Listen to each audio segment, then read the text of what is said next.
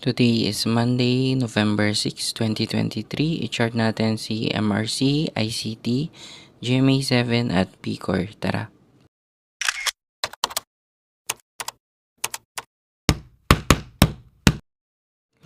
Today, November 6, yung start ng shorting sana, no?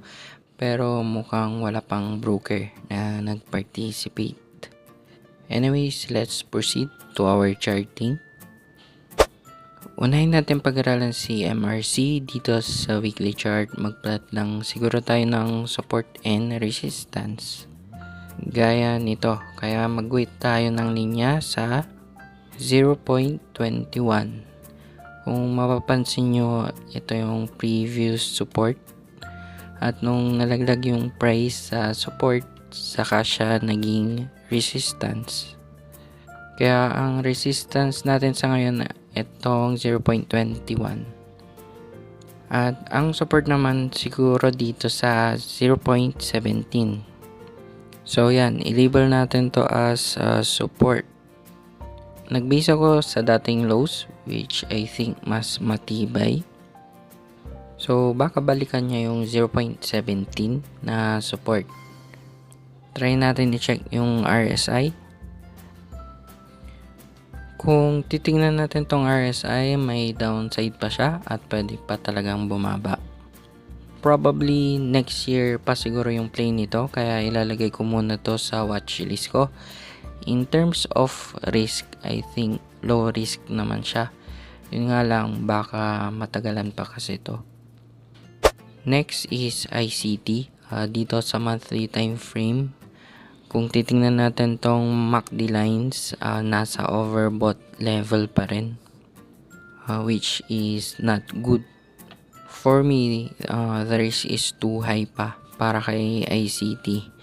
Kaya for now, magpapas muna ako. I think hindi pa attractive yung price niya sa ngayon. Next is GMA7. Dito sa weekly chart, makikita natin na nasa downtrend pa rin siya.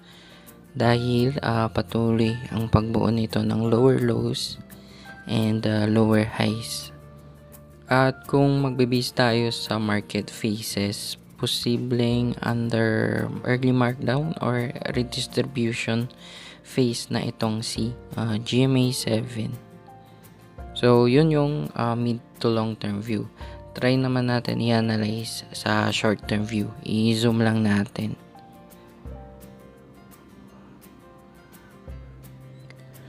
Kung lower low ito, hindi ako sigurado kung pwedeng ma-consider as lower high itong area na to. Dahil sa late nung upside, check natin yung inangat niya.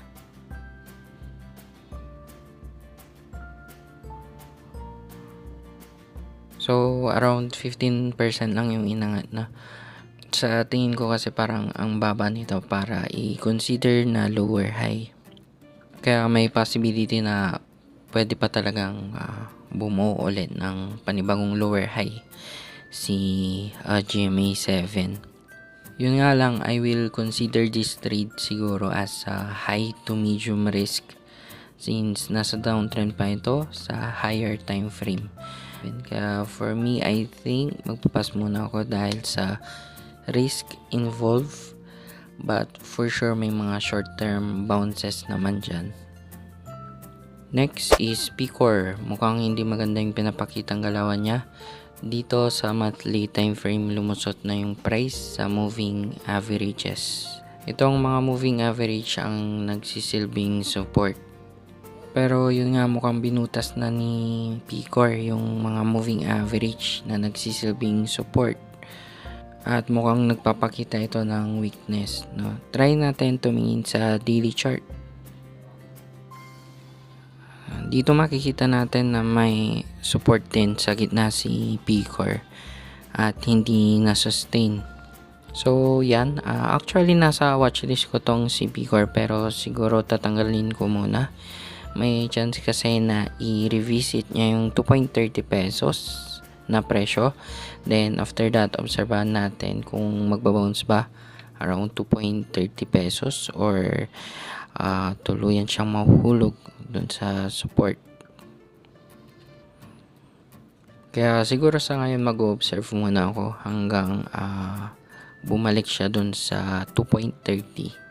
Then observe.